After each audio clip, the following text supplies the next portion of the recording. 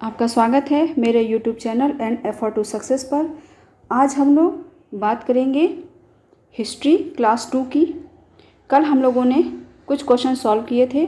आज फिर हम लोग कुछ क्वेश्चन सॉल्व करेंगे जिसके माध्यम से हिस्ट्री के कोई भी क्वेश्चन हम लोगों से नहीं छूटेगा। तो चलिए देखते हैं। पहला प्रश्न है, कैवर्त किसानों और पाल राजकुमार रामपाल के बीच हुए संघर्ष की कहानी का वर्णन किस पुस्तक में है। तो यहाँ पे मैंने पाल जो राजा थे मैंने उनकी भी बात कही है। उनका नाम था रामपाल। उनके ही बीच में संघर्ष हुआ था। तो उस संघर्ष की कहानी का वर्णन किस पुस्तक में है।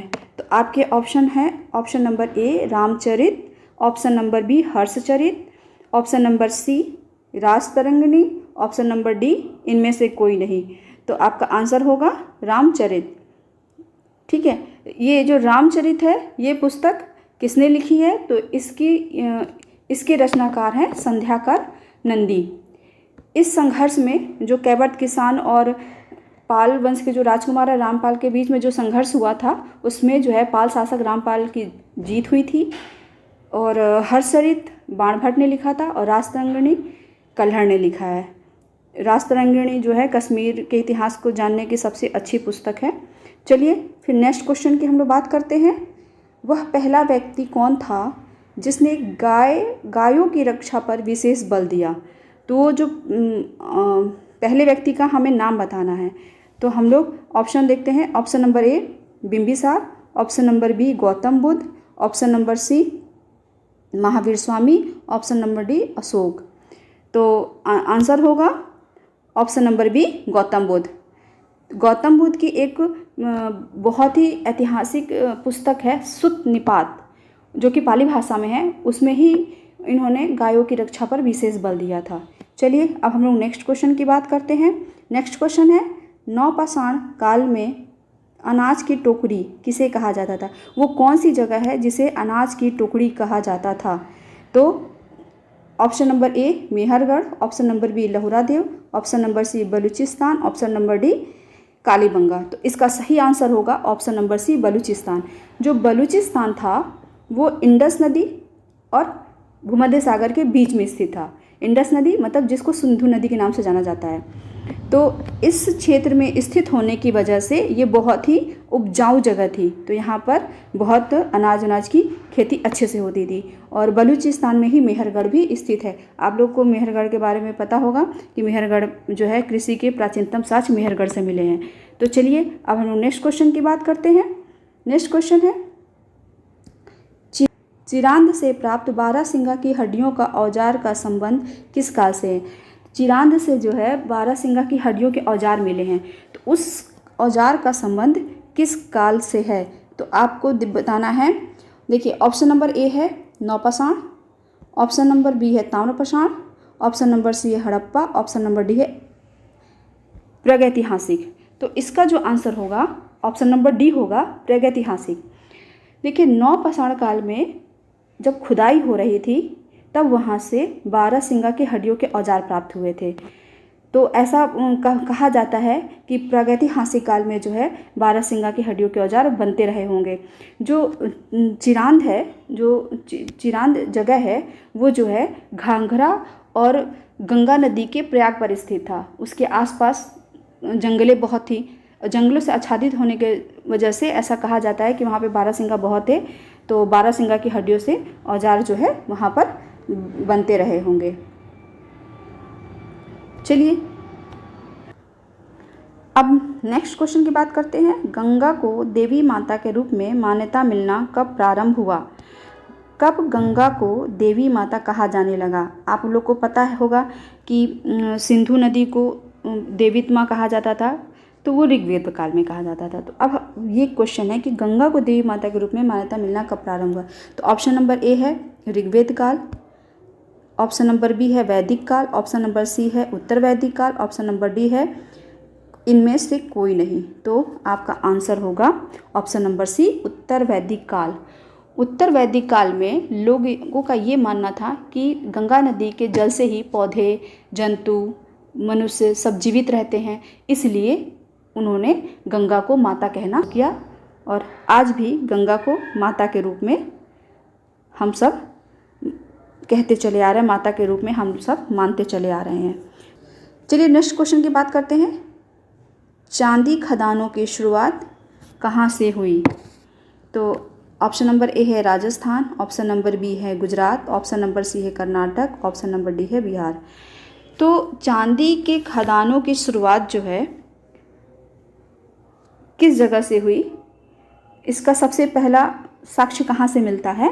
तो इसका सही आंसर होगा option number D Bihar. Bihar में एक ज़िला है मुंगेर, वहाँ पे जो है खड़गपुर की पहाड़ियाँ हैं, तो वहीं से जो है चांदी के खदानों की खुदाई शुरू हुई। इससे क्वेश्चन नंबर 7 देखते हैं। विक्रमांक देवचरित नामक पुस्तक के रचनाकार कौन थे? Option number A Bilhan, option number B Banabhatta, option number C Shudraka, option number D Rajashekhar. तो इसका जो सही आंसर होगा वो होगा बिल्हड़। बिल्हड़ जो थे वो कल्याण के चालुक्य राजा विक्रमादित्य षष्ठ, जिनका कार्यकाल था 1076 से 1127। ये आगे जब हम चैप्टर्स से क्वेश्चन आंसर करेंगे तो हर एक चैप्टर से जो भी क्वेश्चन होंगे वो कराएंगे, उसका एक्सप्लेनेशन भी करेंगे। तो उनका जो उन्हीं के संरक्षण में थे, तो बिल्हड़ जो थे वो विक्रमादित्य षष्ठ के संरक्षण में थे। बिल्हड़ ने अपनी पुस्तक विक्रमांक देवचरित में ये जो राजा हैं विक्रमादित्य षष्ठ, इनकी ही उपलब्धियों का वर्णन किया है। तो चलिए फिर नेक्स्ट क्वेश्चन देखते हैं। नेक्स्ट क्वेश्चन है वेद के कितने अंग हैं? वेद के कितने अंग हैं? Option number A 5, option number B 9, option number C 6, option number D 11। तो इसका सही आंसर होगा ऑप्शन नंबर सी 6। इसका थोड़ा सा व्याख्या देख लीजिए। पहला जो है वो ध्वनि शास्त्र है। ध्वनि शास्त्र जिसको शिक्षा बोलते हैं, शिक्षा। दूसरा है अनुष्ठान कल्प, तीसरा व्याकरण, चौथा व्युत्पत्ति निरुक्त, पांचवा छंद और छठा जो है खगोल शास्त्र। चलिए अब हम नेक्स्ट क्वेश्चन की तरफ बढ़ते हैं। सबसे प्राचीन शिलालेख किस भाषा में लिखे गए हैं? Option number A Sanskrit, option number B Pali, option number C Prakrit, option number D Magadhi. तो इसका सही उत्तर होगा प्राकृत। सबसे प्राचीन शिलालेख जो हैं वो ईसा पूर्व 3री शताब्दी में प्राकृत भाषा में लिखे गए हैं। और जो अगर हम संस्कृत की बात करें तो संस्कृत की जो अपनाई गई है, जो संस्कृत भाषा को अपनाई गई है वो 2री शताब्दी ईस्वी में अपनाई गई है। और इसका व्यापक इस्तेमाल देखने को मिलता है 4वीं और 5वीं शताब्दी की शुरुआत में। चलिए अब हम देखते हैं नेक्स्ट क्वेश्चन। प्राचीन काल में भारत इटली के बीच व्यापार होता था, ये इसका वर्णन किस पुस्तक पे है? तो ये आपको बताना है कि इसका वर्णन किस पुस्तक में। Option number A Indica, option number B Periplus the Erythraean Sea, option number C natural history, option number D Harshacharit. तो इसका सही आंसर होगा नेचुरल हिस्ट्री। नेचुरल हिस्ट्री जो है ये प्लिनी द्वारा लिखा गया है। प्लिनी ने ही सबसे पहले अपनी पुस्तक नेचुरल हिस्ट्री में भारत इटली के बीच व्यापार का वर्णन होता था, इसका प्लिनी की पुस्तक है नेचुरल हिस्ट्री। इसी पुस्तक में प्लिनी ने वर्णन किया है कि प्राचीन काल में भारत और इटली के बीच में व्यापार होता था और ये इसका संबंध पहली सदी से है। ठीक है, कल जो है हम लोग बात करेंगे कुछ राष्ट्रवादी जो लेखक थे उनके बारे में, उन्होंने कौन सी पुस्तक लिखी वो पढ़ेंगे और भारत के विभिन्न नाम जो हैं कि भारत नाम किसने दिया, हिंदुस्तान किसने कहा, उस पे हम प्रश्न आधारित एक्सप्लेनेशन देखेंगे। भारत के विभिन्न नाम और उनके स्रोत पढ़ेंगे कि भारतवर्ष का नाम भारत कैसे पड़ा, किसने रखा, कहाँ पे सबसे पहले इसका उल्लेख हुआ है। तो ये सब जो है हम लोग अब कल की क्लास में पढ़ेंगे। तो चलिए आगे हम लोग कल का थोड़ा सा रिवीजन देख लेते हैं। कल जो हम लोगों ने पढ़ा था उसका रिवीजन देखते हैं कि किस किस को याद है, किसने किसने कल वाला पढ़ा था। तो प्रश्न है the wonder that was India पुस्तक के लेखक कौन हैं? पुस्तक है the wonder that was India पुस्तक के लेखक कौन हैं? तो इसका जो है सही आंसर है ए एल बार्शम। तो जिन्होंने कल पढ़ा होगा उसे याद होगा और इसको याद करते चलिए। हिस्ट्री में कुछ क्वेश्चन ऐसे आते हैं जो लगता है कि पढ़े ही नहीं है, पर ऐसा होता है कि हम लोग जब बुक पढ़ रहे होते हैं तो ध्यान नहीं देते हैं। तो चलिए इस क्विज के माध्यम से हम लोग वो सब भी सीख जाएंगे। आज के लिए बस इतना ही। Thanks for watching. Good bye.